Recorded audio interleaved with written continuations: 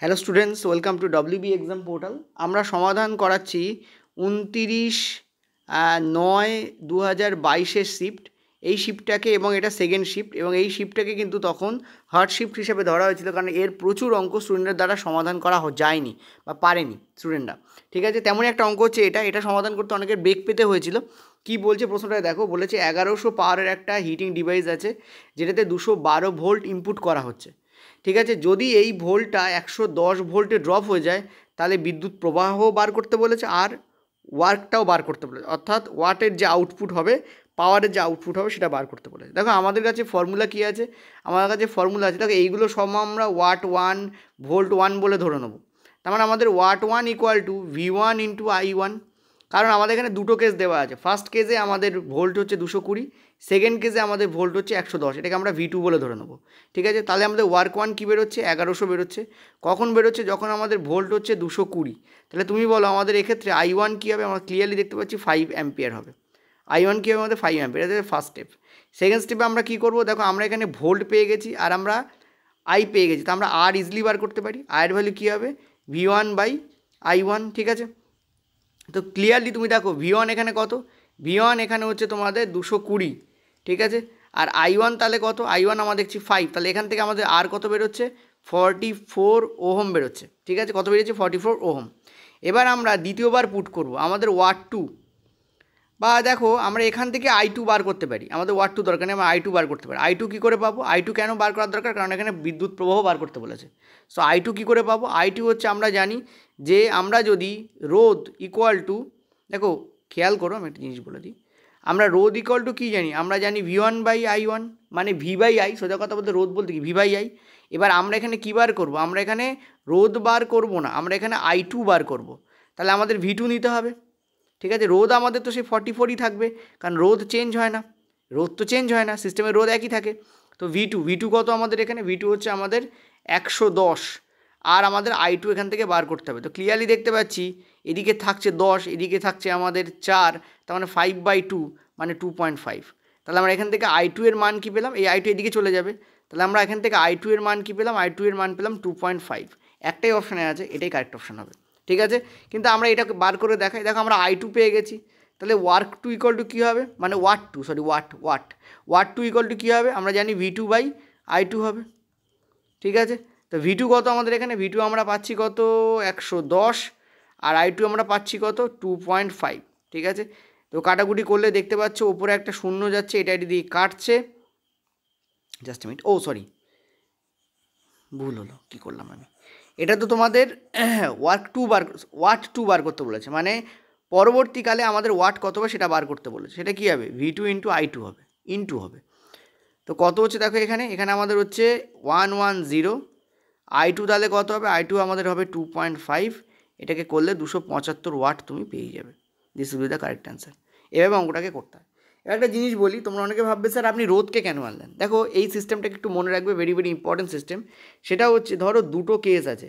First কেসে মনে রাখবে, এটা ফার্স্ট কেসে তোমার দেওয়া রয়েছে ওয়ার্ক ওয়ান এবং তোমার দেওয়া রয়েছে হচ্ছে ভোল্ট ওয়ান।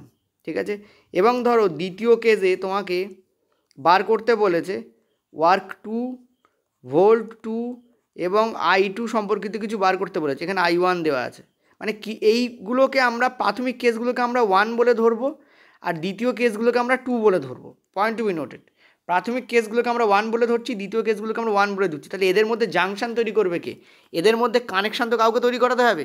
কে কানেকশান তৈরি করবে, সেই কানেকশান তৈরি করার জন্য চলে আসবে এখানে হচ্ছে আর will be the connection here. ঠিক আছে, আর কিন্তু সিস্টেমের আর চেঞ্জ হয় না। দেখো এখানে আর লিখেছি, এখানে আমি R1 R2 সব কিছু লিখিনি, কারণ আর চেঞ্জ হয় না। আর এখানে দেখো এখানে আর দিয়েই কাজ করেছি। এই আর আগের বারের থেকে বেরোলো এবং দ্বিতীয়বার এই আর কিন্তু আমরা কাজ লাগালাম। এই দুটোর মধ্যে কানেকশানকে তৈরি করবে, আর তৈরি করবে। আর কীভাবে পাওয়া যায়, আমরা জানি V/I করলে আমরা আরকে পেয়ে যাবো। ক্লিয়ার হয়েছে আশা করি। চলো নেক্সট পরের প্রশ্ন দেখে নাও। বলছে গোলীয় দর্পণের V এবং ইউ এর মধ্যে সম্পর্কটা কি, নিজেরা ফার্স্ট ট্রাই করবে, তারপর আমি তোমাদের অ্যান্সার বলে দেবো। ঠিক আছে, ভিডিওটা পজ করে ট্রাই করো, যেহেতু রেকর্ডেড ভিডিও আছে। কারেক্ট অ্যান্সার হচ্ছে এইটা, অর্থাৎ ম্যাগনিফিকেশনের এখানে ফর্মুলা চেয়েছে। এখানে কী চেয়েছে, ম্যাগনিফিকেশনের ফর্মুলা। দেখো ম্যাগনিফিকেশনের ফর্মুলা আমরা জানি, এইটা যেটা বেরোয়, এই যে মাইনাস যেটা দেওয়া আছে এটা কিন্তু সূত্রের মাইনাস, এটা একটু মনে রাখবে। এটা হচ্ছে সূত্রের মাইনাস। তো ভি বাই ইউ এইটা যেটা এটা হচ্ছে সূত্রের মাইনাস, এবং এটা ভি এর জন্য বেসিক্যালি নয়, এই ফর্মুলাটাকে লেখা হয় m equal to v by u এইভাবে, মানে এটা এই হচ্ছে formula basically, m equal to minus v by u, এই হচ্ছে ফর্মুলা। এবার যদি এই ভি তোমাদের হয় সদ্বিম্ব, তাহলে আমরা এই ভিতে কী পুট করব, আবার একটা মাইনাস পুট করব। আর ইউ তো অলওয়েজ মাইনাসই থাকে। কেন u always minus? U always minus কেন ইউ অলওয়েজ মাইনাস? সেটা দর্পণ হোক বা লেন্স হোক, কারণ আমরা জানি ইউ হচ্ছে আমাদের বাম দিকে বসে, অর্থাৎ দর্পণ বা লেন্সের সামনে বসে, সেই জন্য আমাদের ইউ মানে বস্তু দূরত্ব অলওয়েজ নেগেটিভ হয়। কিন্তু আমরা যখন এইটাকে, এই সৎটাকে যখন আমরা অসৎ পাবো, তখন আমরা ফর্মুলা কী লিখবো, এই যে মাইনাসটা ভি এর জন্য বসেছে সেটা বসবে না, তখন আমাদের এম এর মান কী হবে, তখন এম এর মান হবে ভি বাই ইউ, এবং নিচে একটা মাইনাস আসবে, নিচে একটা কী আসবে, মাইনাস আসবে, ফলে কী হবে, এই মাইনাস মাইনাসে কিন্তু কী হবে, গুণ হবে, এবং এটাকে কী করে দেবে, ভি বাই ইউ করে দেবে। যখন অসৎ বিম্ব হবে তখন এম এর ফর্মুলা এইটা হবে, কী হবে, v by u, normal v by u হবে। ঠিক আছে, নর্মাল কী হবে, ভি বাই ইউ, এইটা এটাকে কী করে দেবে, কাট করে দেবে, এবং ভি বাই ইউ তখন অ্যান্সার হবে, কারণ এই ভি এর কোনো মাইনাস তখন হবে না, কারণ অসৎ প্রতিবিম্ব আমরা জানি ডান দিকে উৎপন্ন হয়। ঠিক আছে, ক্লিয়ার হয়েছে? মানে দর্পণের জন্য, এখানে গোলীয় দর্পণের কথা বলেছে, সো দর্পণের কথা বলছি, দর্পণের ক্ষেত্রে আমরা জানি অসৎ প্রতিবিম্ব কোন দিকে উৎপন্ন হয়, ডান দিকে উৎপন্ন হয়। ক্লিয়ার হয়েছে? ইয়েস আর নো বলো। চলো নেক্সট, পরের প্রশ্ন। নেক্সট কি বলেছে দেখো, যে নিচের কোনটি অ্যালকিনের সমগোত্রীয় শ্রেণীর অন্তর্গত। দেখো অ্যালকিনের যে ফর্মুলা আছে সেটা হচ্ছে C2 কি H2, তার মানে তুমি এইভাবে ফর্মুলাটাকে ব্যবহার করো, ব্যাস মিটে গেল। ঠিক আছে, মানে C2H2 এটা হচ্ছে তোমাদের অ্যালকিনের ফর্মুলা নয়, জাস্ট আ মিনিট। চলো বলো, CnH2n, ঠিক আছে, ফর্মুলা কী হবে, CnH2n। আচ্ছা আমি তোমার অ্যান্সার বলে দিই ফার্স্ট থেকে, দাঁড়াও। হ্যাঁ, তো CnH2n, this is the formula here, অর্থাৎ কার্বনের দ্বিগুণ এখানে হাইড্রোজেন থাকে, মানে কার্বনের ভ্যালু যদি 2 হয়, হাইড্রোজেনের ভ্যালু কত হয়ে যাবে, 4 হয়ে যাবে। এটা যদি 4 হয়, এটা কত হয়ে যাবে, 8 হয়ে যাবে। এটা যদি 6 হয়, এটা কত হয়ে যাবে, 12 হয়ে যাবে। ঠিক আছে, এই তোমাদের হবে। এখানে অ্যান্সার কী হবে দেখো, এখানে তোমাদের আছে 3, হ্যাঁ তো এইটাই তাই হবে, যদি 3 হয় এখানে 4 হয়ে যাবে, অর্থাৎ এন এর মান যা এখানে কী হবে, তার দ্বিগুণ হবে। তো কারেক্ট অ্যান্সার কোনটা হবে, এইটাই কারেক্ট অ্যান্সার হবে। ঠিক আছে, আচ্ছা এইটার অ্যান্সার দাও, C3H8, এটা কিসের ফর্মুলা, তার মানে এখানে এন এর ভ্যালু হচ্ছে 3, আর 3 × 2 + 2 মানে 8 করা আছে, এইভাবে করা আছে, তার মানে কি এখানে এন আছে আর 2n + 2 আছে, এন আছে আর 2n + 2 আছে। কিসের ফর্মুলা এটা, নিজের অ্যান্সার দাও। অ্যালকেনের ফর্মুলা, অ্যালকেনের ফর্মুলা না, CnH2n + 2, এটা অ্যালকেনের ফর্মুলা। আচ্ছা নেক্সট দেখো C3H4, তার মানে এখানে এন এর ভ্যালু আছে এখানে 3, আর এখানে কি আছে, এখানে আছে তোমাদের 2n, point two be noted, 2n - 2 আছে। দেখো এখানে তাহলে 2n - 2 কেন, কারণ ইন্টু 2 - 2, 3 × 2 - 2, তার মানে 3 × 2 = 6 - 2, এই জন্য এখানে দেখো C3H4 আছে, এটা কিসের ফর্মুলা, এটা অ্যালকিনের ফর্মুলা, এটা কিন, এটা কেন, সরি এটা কাইন, দিস ইজ কাইন। এই যে ফর্মুলা লিখলাম না, এটা হচ্ছে কাইনের ফর্মুলা, এটা কাইনের ফর্মুলা। ঠিক আছে, এটা কাইন, এই যে n আর 2n - 2, n আর 2n - 2, এটা কার ফর্মুলা, এটা হচ্ছে অ্যালকাইনের ফর্মুলা। আর অ্যালকিনের ফর্মুলা তো এক্ষুনি বললাম, CnH2n। ঠিক আছে, আচ্ছা এটা কিসের ফর্মুলা বলো, দেখো এখানে আছে 5, আর এখানে কি আছে 2 × 5 + 2, মানে এটা কেনের ফর্মুলা। এটা কি, এটা হচ্ছে পেন্টেনের ফর্মুলা, কারণ 5 আছে দেখতে পাচ্ছ, ক্লিয়ার, এটা 5 আছে দেখতে পাচ্ছ, এটাতে 3 আছে, এবং এটা কাইন, তার মানে এটা কি বলো তো, এটা কি প্রোপাইনের ফর্মুলা, প্রোপ মানে হচ্ছে 3। ঠিক আছে, এভাবে তোমরা মনে রাখতে পারো। ক্লিয়ার, চলো নেক্সট পরেরটাতে দেখো। পরের প্রশ্ন দেখো, বলছে নিচের কোন যৌগটি 7টি সমযোজী বন্ধন রয়েছে। ভেরি ইম্পর্ট্যান্ট কোশ্চেন্স, এই কনসেপ্টটা তোমাদের এনসিইআরটিতে গিভেন নেই। ঠিক আছে, তোমাকে গুণে বার করতে হবে, বাট ছবি এঁকে গুণে বার করা পসিবল না। একটা শর্ট ট্রিক বলে দিচ্ছি, মনে রাখো। দেখো অ্যান্সার দেখে আবারও বলবো, যেহেতু রেকর্ডেড ভিডিওটা পজ করে নিজের আগে ট্রাই করবে, তোমরা তোমাদের মতো করে সমাধানটাকে করবে, ইম্পর্টেন্ট এটা বার করা। দেখো এখানে সব অ্যালকেন দেওয়া আছে, দেখো 10 n মানে মিথেন, ইথেন, প্রোপেন, বিউটেন, অর্থাৎ সব এন দেওয়া আছে, মানে এখানে সব কী দেওয়া আছে, অ্যালকেন দেওয়া আছে। অ্যালকেন দেওয়া থাকলে এই ফর্মুলাটা বার করাটা খুবই সোজা হয়ে যায়। সেটা কি করব, কার্বন কতগুলো আছে আমরা দেখে নেব। আমরা জানি এক একটা কার্বনকে 4টে করে বন্ড দিতে হয়, এক একটা কার্বনের অ্যাকচুয়ালি কার্বন টেট্রাভ্যালেন্ট হয়, 4টে করে বন্ড দিতে হয়। তাহলে দেখো বিউটেনের ক্ষেত্রে কার্বন কটা, আমরা জানি বিউটেনের ক্ষেত্রে কার্বন 4টে, তার মানে 4 × 4 হবে, কারণ এক একটা কার্বনের জন্য 4টে, তো 4টে কার্বনের জন্য কটা হবে, 4 × 4 মানে 16। আর বিউটেনে কটা কার্বন থাকে, আমরা জানি বিউটেনে 4টে কার্বন থাকে, তো এর থেকে আমরা কি করব, 4 - 1 বাদ দিয়ে দেবো, তাহলে যেটা থাকবে ততগুলো বন্ধন এখানে তৈরি হবে অ্যালকেনের জন্য, মানে 16 - 3, তার মানে কত হবে, 13টা এখানে সমযোজী বন্ধন উৎপন্ন হবে। ঠিক আছে, ইথেনের জন্য কতগুলো, দেখো ইথেন হচ্ছে তোমাদের ইথ আছে না, তার মানে 2, তাহলে দুটোর জন্য কতগুলো বন্ড তৈরি হবে, এক একটা কার্বনের জন্য 4টে, তাহলে দুটোর জন্য কতগুলো হবে, 4 × 2 = 8টা হবে। কী করবো আমরা, 2 - 1 করে দেবো, 2 - 1 মানে কত, 8 - 1, 8 - 1 মানে কত, 7টা। তো এটাই জিজ্ঞেস করেছিল এখানে বেসিক্যালি, 7টা সমযোজী বন্ধন কোনটাতে থাকবে, অ্যান্সার তোমাদের কী হবে, ইথেন হবে। নেক্সট দেখো মিথেনের জন্য বার করে দেখাচ্ছি। আমরা জানি মিথেনে কার্বনের সংখ্যা 1 হয়, মিথেনে কার্বনের সংখ্যা আমাদের 1 হয়, আর একটার জন্য কতগুলো বন্ড কাজ করে, 4টে বন্ড কাজ করে, তো এখানে 4টে বন্ডই কাজ করবে, এটা তো এক লম্বা অ্যান্সার আসবে। নেক্সট হচ্ছে প্রোপেন, এক একটাতে 4টে করে, তাহলে প্রোপেনের জন্য 3টে, 3 × 4 কত হবে, 12, 12 - 3 - 1, তাহলে কত হবে, এখানে 10টা হবে, এখানে 10টা বন্ড কাজ করবে। কতগুলো সমযোজী বন্ধন কাজ করবে, 10টা সমযোজী বন্ধন কাজ করবে। এই 3 কোন 3, এই 3 হচ্ছে এই 3, কোথা থেকে পেলাম, প্রপ মানে হচ্ছে 3টে কার্বন, মিথ মানে হচ্ছে আমাদের একটা কার্বন, ইথ মানে হচ্ছে আমাদের 2টো কার্বন, বিউট মানে আমরা জানি 4টে কার্বন, সেই জন্য এখানে 4 বসাচ্ছি, সেই জন্য এখানে 2 বসাচ্ছি, সেই জন্য 1 এবং সেই জন্য 3 বসাচ্ছি। এক একটা কার্বনের জন্য 4টে করে বন্ড হয়, ঠিক আছে, এক একটা কার্বনের জন্য কী হয়, 4টে করে বন্ড হয়, তাহলে এই 4টে কার্বনের জন্য 16টা বন্ড হবে, কিন্তু 16টা বন্ড ব্যবহৃত হয়ে যাবে, কিছু কিছু বন্ড কমন হয়ে যাবে। কতগুলো কমন হবে, -3 - 1, এতগুলো কমন হবে, বাদ পড়ে যাবে, তোমার 13টা থাকবে পড়ে। এভাবে তোমরা অ্যালকেনের জন্য বার করতে পারো। ঠিক আছে, চলো নেক্সট পরেরটাতে। নেক্সট প্রশ্ন দেখো, বলছে একটি চুম্বক ক্ষেত্রে স্থাপিত একটি তড়িৎ পরিবহনকারী পরিবাহীর ওপর ক্রিয়াশীল বল। এখানে 3টে জিনিস আছে, একটা হচ্ছে একটা চুম্বক ক্ষেত্র আছে, 2 হচ্ছে একটা তড়িৎ পরিবহনকারী পরিবাহী আছে, আর 3 হচ্ছে একটা বল আছে। তাহলে এই 3টের মধ্যে রিলেশন কী হবে, মনে রাখবে এই 3টেই একে অপরের সাথে 90 ডিগ্রিতে অবস্থান করে। কি বললাম, এই 3টি একে অপরের সাথে 90 ডিগ্রিতে অবস্থান করে, নইলে ক্রিয়াশীল হবেই না। দেখে নাও অ্যান্সার, দেখে নাও, এই হচ্ছে দেখতে পাচ্ছ তোমাদের অ্যান্সার, এই হচ্ছে অ্যান্সার, অর্থাৎ তড়িৎ প্রবাহ এবং চুম্বক ক্ষেত্রের সাথে অভিমুখের সাথে কী হবে, লম্বভাবে ক্রিয়া করবে। চলো এর একটা পুরো ব্যাখ্যাটা আমরা একবার দেখে নিই। দেখো এই প্রশ্নটা তোমাদের কয়েকদিন আগে আমি করিয়েছিলাম, এই প্রশ্নে তোমাদের আমি দারুণ করে ব্যাখ্যা করে দিয়েছিলাম, আমি সেই প্রশ্নটাকে আরেকবার তুললাম যাতে প্রশ্নটা একবার রিভাইজ হয়ে যায়, প্লাস তোমরা যাতে ব্যাপারটা বুঝতেও পারো।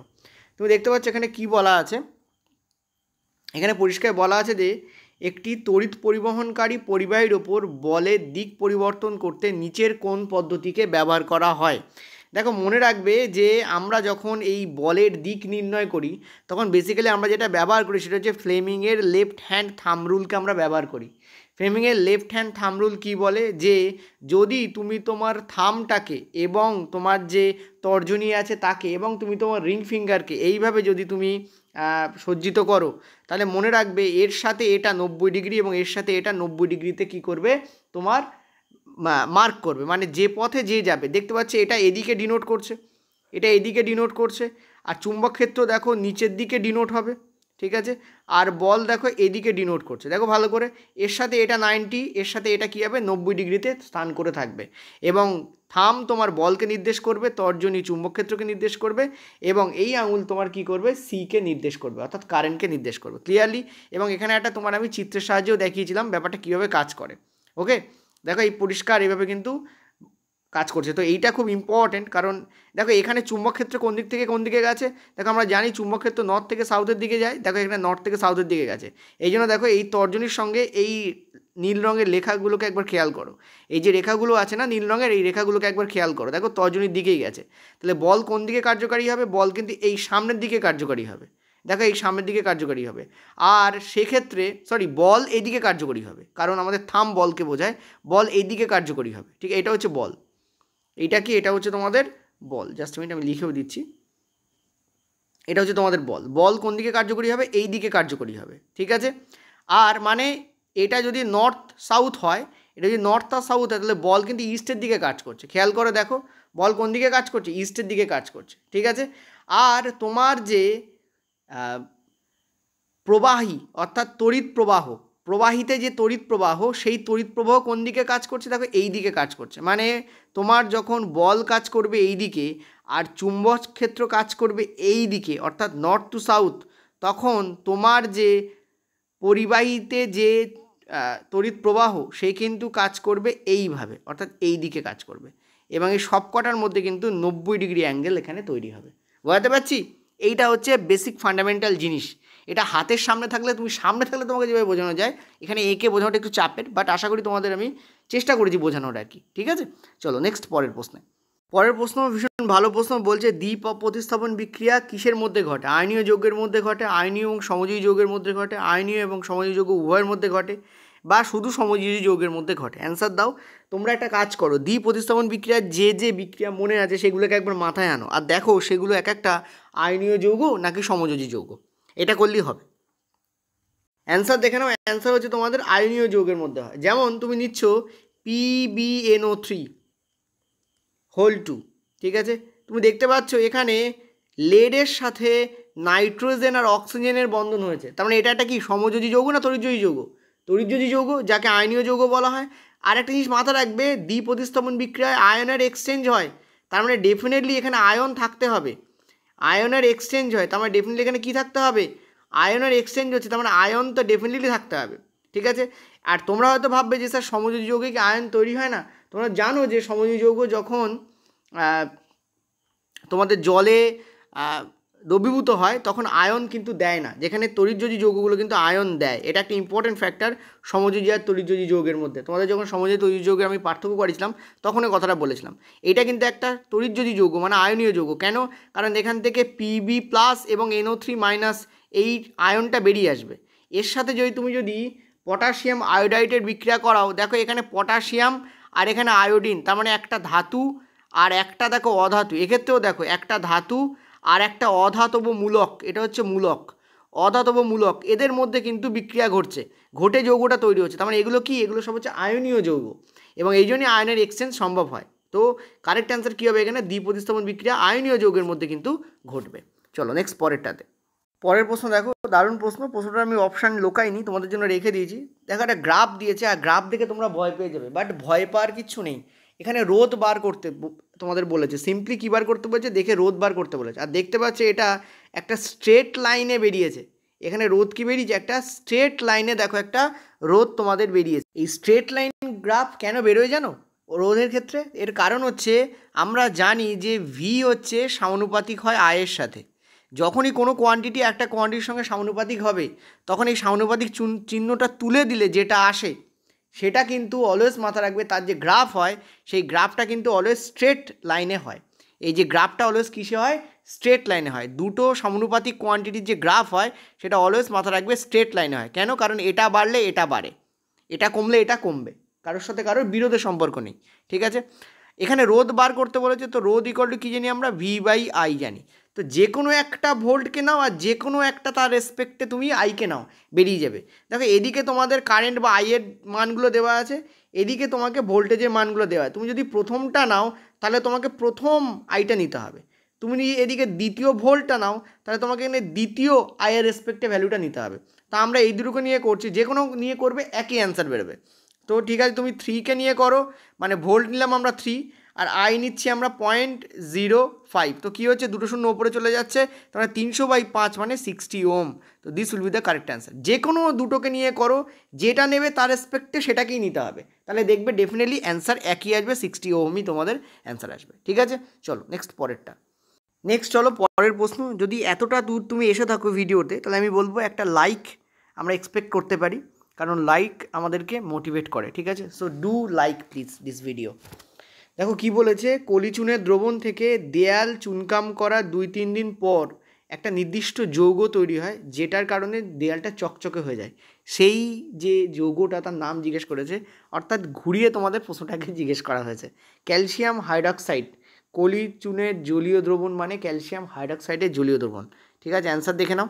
দেখো অ্যান্সার এখানে হবে ক্যালসিয়াম কার্বনেট। কেন? কারণ কলিচুনের জলীয় দ্রবণের সংকেত হচ্ছে CaOH হোল 2। ঠিক আছে, এবং হোল 2 হবে। এবং এর সাথে তুমি যদি কার্বন ডাইঅক্সাইডকে বিক্রিয়া করাও, তাহলে যেটা উৎপন্ন হয়, দুটো জিনিস উৎপন্ন হয়। একটা হচ্ছে CaCO3 উৎপন্ন হয়, আর তার সঙ্গে জল উৎপন্ন হয়।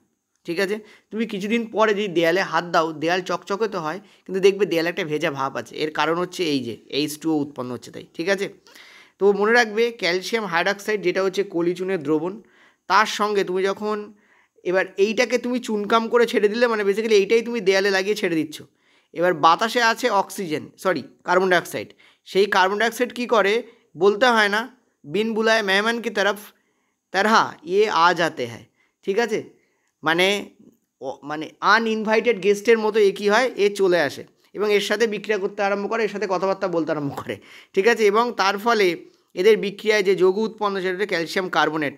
ক্যালসিয়াম কার্বনেট হচ্ছে অদ্রাব্য, জলে দ্রবীভূত হয় না, এবং এই কারণে এ কিন্তু সারফেসের ওপর ফুটে ওঠে এবং দেয়ালটাকে চকচকে করায়। তো calcium carbonate will be the correct answer here. ঠিক আছে, চলো নেক্সট পরেরটাতে। আমাদের যে পেড কোর্স এখন চলছে তার মক টেস্ট আরম্ভ হবে আমাদের অগস্ট মাস থেকে। আর এই মক টেস্টে কিন্তু আমরা এই টাইপের প্রশ্ন দিতে আরম্ভ করব, কারণ এই টাইপের প্রশ্ন আমরা দেখতে পাচ্ছি খুব পড়ছে। ম্যাগনেটিজম এখনও আমাদের করানো হয়নি, আমাদের হিউম্যান আইস চলছে। হিউম্যান আইস শেষ হয়ে গেলেই, তোমরা ফিজিক্সেও জানো হিউম্যান আইস এবং তার প্রতিসরণের ব্যাপার স্যাপার আছে, সেটা শেষ হয়ে গেলেই আমরা মক টেস্ট দিতে আরম্ভ করবো। সম্ভবত আমি যতদিন জানি 3 থেকে 5 তারিখের মধ্যে মক টেস্ট আমাদের চলে আসার কথা, এবং মক টেস্টের মতোই আসবে এবং সেখানে তোমরা দেখতে পাবে এই টাইপের প্রশ্ন দেওয়া হবে। তো তোমরা যদি চাও সেইটা অ্যাভেল করতে, আমি বলে দিচ্ছি কীভাবে করবে। আগে এর অ্যান্সার দেখে নাও। অ্যান্সার হচ্ছে তোমাদের 45 ডিগ্রি। ভালো প্রশ্ন, অনেকে আটকে যাও, বলে দিচ্ছি। তো তার জন্য ওই মক টেস্ট যদি তোমরা পেতে চাও বা তোমরা যদি পেড ক্লাস অ্যাভেল করতে চাও, তাহলে 8670838797 এই নাম্বারে তোমরা কিন্তু হোয়াটসঅ্যাপ করে জানতে পারো যে এখন প্রাইস কত আছে। আমি যতদূর জানি এখনও কিন্তু 100 টাকা করে ছাড় আছে। ঠিক আছে, নিয়ে নিতে পারো। আচ্ছা চলো, এখানে তোমাদের অ্যান্সার কী হবে? এখানে তোমাদের অ্যান্সার হবে তোমাদের 45 ডিগ্রি। কীভাবে? আমরা জানি যে সাইন আই, ঠিক আছে, by sine R, sine I by sine R, এটা ইকুয়াল টু কী হয় আমাদের? এইটা হয় প্রতিসারাঙ্ক হয়। সেটা কত? √3/√2। দেখো এইটাকে ভাঙলে √3/√2ই বেরোবে। ঠিক আছে, এবার সাইন আইয়ের মান কত দিয়েছে আমাদের? 60 ডিগ্রি দিয়েছে। তো আমরা লিখি এখানে সাইন 60। তোমরা বলো সাইন 60-র মান কত হয়? আর সাইন আর এর মান তো আমাদের এখানে বেরই করতে হবে, সাইন আর বলে লিখে রাখি। ঠিক আছে, √3/√2। এত ভেঙে করা দরকার না, তবু করে দিচ্ছি। সাইন 60 মান কত হয়? দেখো আমরা সবাই জানি যে সাইন 60 মান হয় √3/2। কী হয়? √3/2। আর নিচে আমাদের কী আছে? নিচে আমাদের আছে হচ্ছে সাইন আর আছে। দেখো এই √3/2টাকে এখানেও লেখা যেতে পারে, ওপরে তুমি ডাইরেক্ট √3/2ও লিখতে পারো একদম ওপরে, বাট তুমি এটাকে নিচেও দিতে পারো, কিছু যায় আসে না। সেটা ইকুয়াল টু তোমাদের কী হবে? √3/√2। দেখো আমার এটা কেটে যাচ্ছে, তাহলে সাইন আর এর যে মান আমরা এখান থেকে পাচ্ছি, নিজেরা ক্যালকুলেট করেও দেখতে পাবে কত আসছে আমাদের আসছে হচ্ছে √2/2। এই আমাদের আসছে √2/2। আর আমরা জানি √2 দিয়ে 2কে কাটা যায়, কাটলে কত হয়? ওপরে তো কেটে যাচ্ছে, নিচে আমাদের কী থাকছে? √2 থাকছে। √2 দিয়ে 2কে কাটলে হয় 1/√2। 1/√2 সাইন কতর মান? আমরা জানি সাইন 45 ডিগ্রির মান 1/√2। তার মানে আর এর মান কী হবে? 45 ডিগ্রি। তোমাদের সেটাই জিজ্ঞেস করেছে মাধ্যমটিতে কত কোণে প্রতিষ্ঠিত হয়েছিল, সেটা হবে অ্যান্সার হবে তোমাদের 45 degree. This will be the correct answer here. ঠিক আছে, ভালো প্রশ্ন। এই নাম্বারে তোমরা হোয়াটসঅ্যাপ করতে পারো। ওকে, আর ডু লাইক ইট গাইজ, লাইকটা ইম্পর্টেন্ট হয়। ঠিক আছে, যে কোনো ক্রিয়েটারের জন্য like is very important. Subscribe নাই বা করলে, but like is very important. চলো নেক্সট পরেরটা। নেক্সট প্রশ্ন বলছে ওয়াশিং সোডার রাসায়নিক প্রকৃতি কী? এই প্রশ্নের উত্তরটা তোমরা নিজেরা দাও, কারণ এখানে যে অ্যান্সারটা দেওয়া আছে সেটা ভুল দেওয়া আছে। তবু চলো নিজেরা অ্যান্সার দাও। ওয়াশিং সোডা কী টাইপের হবে বলো, নিজেরা বলো, অ্যান্সার দেখে নাও। দেখো ওয়াশিং সোডা নর্মালি ক্ষারীয় প্রকৃতির হয়, তো অ্যান্সার এখানে ক্ষারীয় প্রকৃতির হবে। ওয়াশিং সোডার ফর্মুলা কি? সোডিয়াম কার্বনেট, তাই তো, Na2CO3। ঠিক আছে, Na2CO3 হচ্ছে NaOH আর কার্বনিক অ্যাসিড H2CO3, এই দুটোর বিক্রিয়ায় তৈরি হয়। কার্বনিক অ্যাসিড হচ্ছে উইক অ্যাসিড। ঠিক আছে, উইক অ্যাসিড। ওকে, তোমাদের কিন্তু আমি আমাদের যে পেড ক্লাস চলছে তার যে অ্যাসিড বেস সল্ট হয়েছে, তার যে লাস্ট ক্লাস, তাতে কিন্তু এগুলোর একটা ব্যাপক বড় একটা লিস্ট দিয়েছিলাম, এবং তার থেকে দেখো প্রশ্ন এসেছে। শুধু তাই নয়, এটা কিন্তু এনসিইআরটিতে উল্লেখ আছে, বাট তার সলিউশন দেওয়া নেই। তো NaOH এবং H2CO3 এটা হচ্ছে তীব্র ক্ষার। ঠিক আছে, আর এটা হচ্ছে মৃদু অ্যাসিড। তীব্র ক্ষার আর মৃদু অ্যাসিডের বিক্রিয়ায় যে লবণ তৈরি হয় সেটা বেসিক্যালি ক্ষারীয় টাইপের হয়, কারণ অ্যাসিড পুরোপুরি ক্ষারের যে ক্ষারকতা তাকে কী করতে পারে না? নষ্ট করতে পারে না। সো ক্ষারীয় ব্যাপারটা থেকে যায়। তো কী তৈরি হয়? ক্ষারীয় লবণ বেসিক্যালি তৈরি হয়, বেসিক সল্ট তৈরি হয়। কী তৈরি হয়? বেসিক সল্ট তৈরি হয়। তো here correct answer will be what? ক্ষারীয় প্রকৃতির হবে, নট উভধর্মী প্রকৃতির। ঠিক আছে, চলো নেক্সট পরেরটাতে। নেক্সট দেখো, খুবই কমন কোশ্চেন, ওই জন্য অ্যান্সার তুলিনি আমি। তোমাদের বলছে যে সপুষ্পক উদ্ভিদের প্রজনন সম্পর্কিত নিম্নলিখিত বিবৃতির মধ্যে কোনটি মিথ্যা? কোনটা মিথ্যা সেটা জিজ্ঞেস করেছে। দেখো এই শিফটটাকে টাফ বলা যাবে না সায়েন্সের রেসপেক্টে, আমি বলবো মডারেট। ঠিক আছে, কারণ কিছু প্রশ্ন আছে ঘোরানো, ওই গ্রাফ টাফ দেখলে অনেকের সমস্যা হয়ে যায়। কিন্তু এখন তোমরা যখন জেনেই গেছে এই ধরনের কোশ্চেন্স পড়ে, তো এখন তোমাদের তো টাফ লাগার কথা না, এখন আমি বলবো ইজি লাগারই কথা। এখনও যাদের টাফ লাগছে তাদের আমি বলবো তারা ভালো করে প্রিপারেশান নাও। ঠিক আছে, ভালো করে প্রিপারেশান নাও। মোটামুটি ধরতে পারো যে যদি কেস মিটে যায় তাহলে নভেম্বরের দিকে পরীক্ষা হওয়ার চান্স খুব বেশি আছে। আমি একটা ভিডিও তোমাদের দেবো যে এর পরে তোমরা আবার কীভাবে এগোবে। ঠিক আছে, তো সপুষ্পক উদ্ভিদে প্রজনন সম্পর্কিত নিম্নলিখিত বিবৃতির মধ্যে কোনটি মিথ্যা? মিথ্যা কোনটা সেটা জিজ্ঞেস করেছে। অ্যান্সার আমাদের কী হবে? 4 নম্বরটা এখানে কারেক্ট অ্যান্সার হবে। ঠিক আছে, প্রজনন রেণুর মাধ্যমে ঘটতে পারে। জাস্ট মিনিট, কী বলেছে? সপুষ্পক উদ্ভিদে প্রজনন সম্পর্কিত কোন বিবৃতিটি এখানে মিথ্যা সেটা জিজ্ঞেস করেছে। না, এই প্রশ্নের উত্তর ভুল আছে। ঠিক আছে, এই প্রশ্নের উত্তর এটা হবে না, মানে এটাই উত্তর হবে, তখন এটা হবে কোনটি মিথ্যা নয়। এইটা হলে this will be the correct answer. কোনটা মিথ্যা নয়? এটা মিথ্যা নয়, this will be the correct answer. দেখো সপুষ্পক উদ্ভিদ হচ্ছে গুপ্তবীজী উদ্ভিদ। সপুষ্পক উদ্ভিদ কি? গুপ্তবীজী উদ্ভিদ। ঠিক আছে, যে উদ্ভিদে বীজ লুকায়িত অবস্থায় থাকে তাকে আমরা বলি গুপ্তবীজী উদ্ভিদ। গুপ্তবীজী উদ্ভিদের ক্ষেত্রে আমরা জানি যে ফুল হচ্ছে মূল জিনিস যেটার মাধ্যমে এরা প্রজনন করে। আর ফুল থেকে কি হয়? ফুল থেকে রেণু উৎপন্ন হয়। ফুল থেকে কি হয়? ফুল থেকে রেণু উৎপন্ন হয়। ঠিক আছে, এবং রেণুর থেকে কিন্তু তোমাদের হতে পারে প্রজনন। ঠিক আছে, রেণু থেকে কিন্তু হতে পারে প্রজনন, বাট এখানে I don't know what the issue is. দেখো এখানে রেণু মানে যদি স্পোর বলে তাহলে এটা কারেক্ট অ্যান্সার হতে পারে।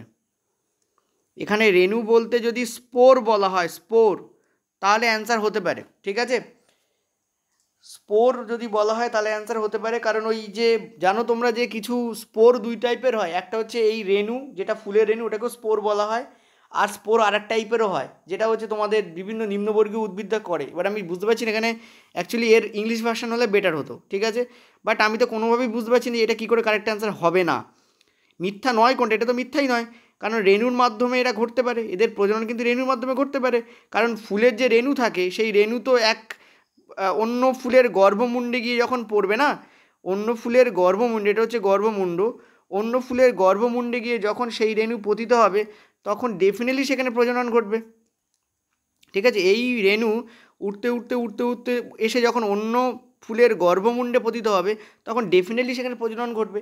তো এখানে বলেছে কোনটা মিথ্যা, তো এটা তো মিথ্যা নয়, এটা তো মিথ্যা নয়। ঠিক আছে, এটা তো মিথ্যা নয়। জানি না কেন এটাকে মিথ্যা বলেছে, আমিও বুঝতে পারছি না সত্যি কথা বলতে, কারণ এর ইংলিশ ভার্সনটা দরকার। এই কোশ্চেনটা কনফিউজিং কোশ্চেন। ওকে চলো নেক্সট পরেরটায় যাবো আমরা। পরের প্রশ্নের উত্তর দাও। বলছে লেন্সের ফোকাস দৈর্ঘ্য ও সেটির ক্ষমতা সম্পর্কে কোনটি সত্য সেইটা জিজ্ঞেস করেছে। মানে লেন্সের ক্ষমতা এবং ফোকাস দৈর্ঘ্যের মধ্যে সম্পর্ক কোনটি? পাওয়ার অ্যান্ড ফোকাল লেন্থের মধ্যে হাউ দে আর রিলেটেড, এটা জিজ্ঞেস করা হয়েছে। অ্যান্সার দেখে নাও। এখানে অ্যান্সার হবে তোমাদের P=1/f। আমরা সবাই জানি পাওয়ারের সঙ্গে ফোকাস দৈর্ঘ্যের যে সম্পর্ক সেটা কিন্তু ব্যাসনুপাতিক হয়। মনে রাখবে যার পাওয়ার যত বেশি তার ফোকাল লেন্থ কিন্তু তত কম। ঠিক আছে, এটা কিন্তু খুব ইম্পর্ট্যান্ট জিনিস। আর পাওয়ার বেশি মানে কি? অবিস্তৃত করার পাওয়ার বেশি বা অপসৃত করার পাওয়ার বেশি। অবিস্তৃত বা অপসৃত। ঠিক আছে, অবিস্তৃত মানে হচ্ছে কনভার্জ করার পাওয়ার, কনভার্জ করার পাওয়ার। আর অপসৃত মানে হচ্ছে ডাইভার্জ করার পাওয়ার। কী করার পাওয়ার? ডাইভার্জ করার পাওয়ার। ঠিক আছে, এটা হচ্ছে ইম্পর্ট্যান্ট। এটা ফর্মুলা। এফের ভ্যালু নেগেটিভ না পজিটিভ হবে সেটা কি তোমাকে লেন্স দেওয়া হয়েছে তার উপর বেস করে হবে। ওকে চলো নেক্সট পরেরটাতে কি বলেছে দেখো। বলেছে জুলের তাপীয় প্রভাবের ফলে যে সূত্র তৈরি হয় সেই সূত্রটা কি? এটাও আমি তোমাদের তুলে রাখিনি বিকজ এটা ভেরি কমন কোশ্চেন্স। এখনকার দিনে তো এটা ভেরি কমন কোশ্চেন্স। সেটা হচ্ছে হিট ইকুয়াল টু, আমরা কি জানি, ভোল্ট মানে বিভব ইন্টু তোমাদের অ্যাম্পিয়ার মানে তড়িৎ, মানে তড়িৎটা নিচে দিকলেই ভালো হতো, মানে আই, আর ইন্টু তোমাদের সময় মানে হচ্ছে টাইম। তো V into I into T এটা হয়, আমরা সবাই জানি।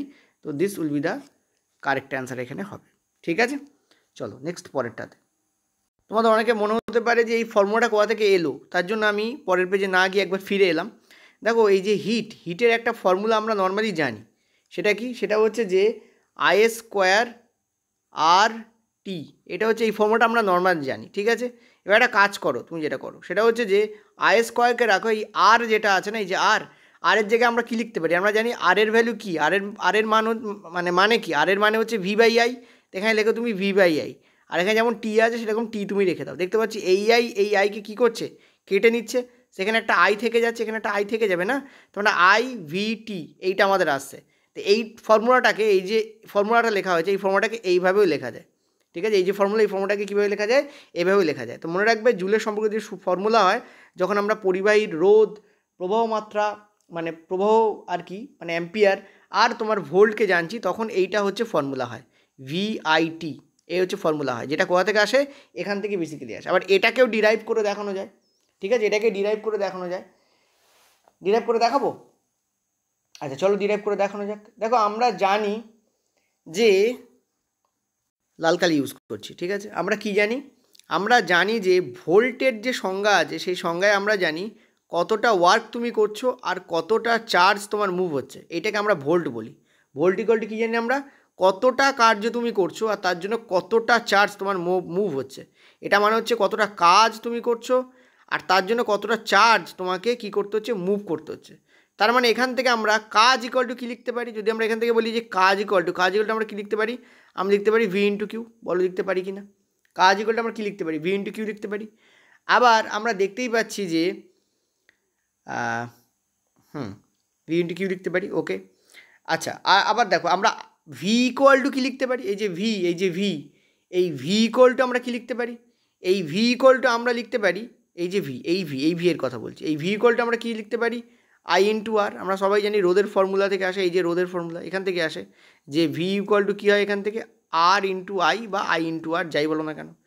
আর এই কিউ ইকুয়াল টু কী লেখা যায়, দেখো কিউ, দেখো এখান থেকেও কিন্তু কিউ এর কাছ থেকে, এই যে কিউ থেকে এই কিউ এর আরেকটা ব্যাপার হয়, এই যে কিউ, এই কিউ ইকুয়াল টু কী লেখা যায় জানো, এই কিউ ইকুয়াল টু লেখা যায় আই ইন্টু টি।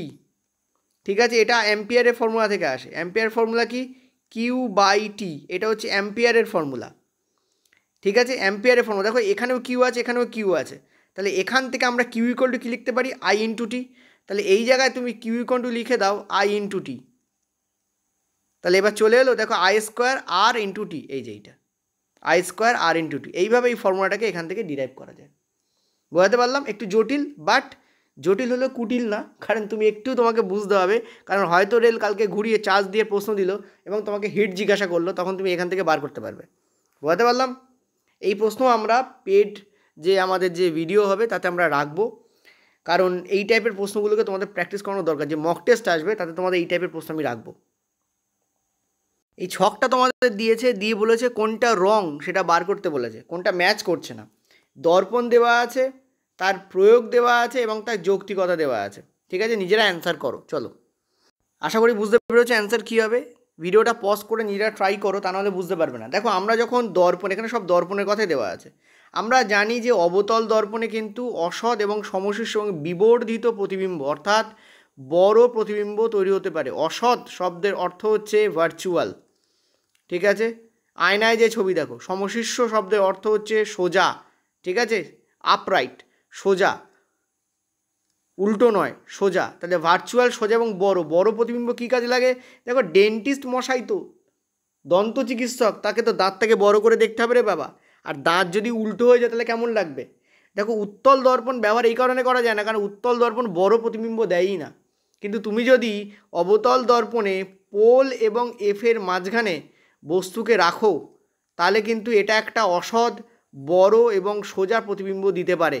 সেই জন্য আমরা ডেন্টিস্টকে দেখি দর্পণটাকে এমনভাবে রাখতে যে দাঁতের কাছে যেন সেটা পোল এবং ফোকাসের মধ্যে কি থাকে, অবজেক্ট থাকে, যার ফলে তুমি কি করতে পারো, তুমি ইজিলি এই সোজা একটা বড় প্রতিবিম্ব পেতে পারো, তাতে দাঁতকে অবজার্ভ করতে সুবিধা হয় ডেন্টিস্টের। তো this will be the correct.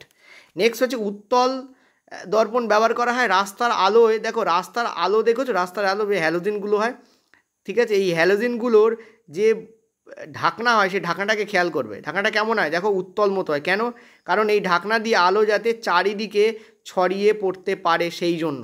ঠিক আছে, সেই জন্য এখানে রাস্তার আলোর ক্ষেত্রে উত্তল দর্পণকে ব্যবহার করা হয়, যাতে আলোকরশ্মি অপসৃত হয়ে বিভিন্ন জায়গায় ছড়িয়ে পড়তে পারে, প্রশস্ত দৃশ্য যাতে দিতে পারে। নেক্সট হচ্ছে অবতল দর্পণ সৌরচুল্লিতে ব্যবহার করা হয়। কেন ব্যবহার করা হয় অবতল দর্পণ সৌরচুল্লিতে? যাতে এই হচ্ছে তোমাদের অবতল দর্পণ সৌরচুল্লিতে এই কারণে ব্যবহার করা হয়, যাতে এখানে আলোকরশ্মি পড়ে ঠিকরে যাতে সেটা একটা নির্দিষ্ট বিন্দুতে কী হতে পারে, যাতে মার্জ হতে পারে, অর্থাৎ যাতে অভিসৃত হতে পারে। তার ফলে এই জায়গায় প্রচণ্ড তাপ উৎপন্ন হয়।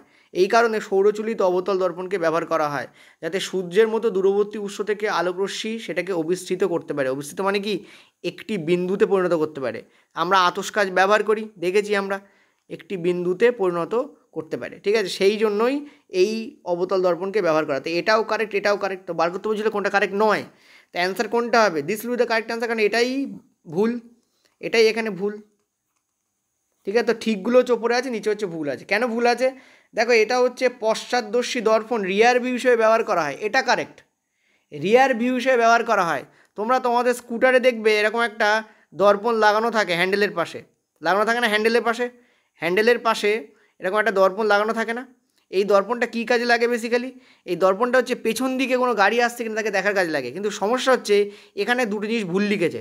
উত্তল দর্পণ ডেফিনেটলি অসৎ প্রতিবিম্ব দেয়, উত্তল দর্পণ ডেফিনেটলি সোজা প্রতিবিম্ব দেয়, কিন্তু উত্তল দর্পণ বিবর্ধিত প্রতিবিম্ব দেয় না, উত্তল দর্পণ ছোট প্রতিবিম্ব দেয়। এই জায়গায় এখানে ভুল করে ফেলেছে, that is Y fourth option will be incorrect. ঠিক আছে, সব ঠিক আছে, শুধু ওইটুকু ভুল।